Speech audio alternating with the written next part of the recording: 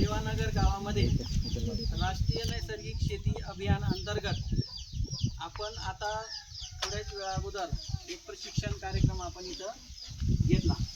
त्याचबरोबर ते प्रशिक्षणाचं प्रात्यक्षिक आपण इथं करून बघणार आहोत.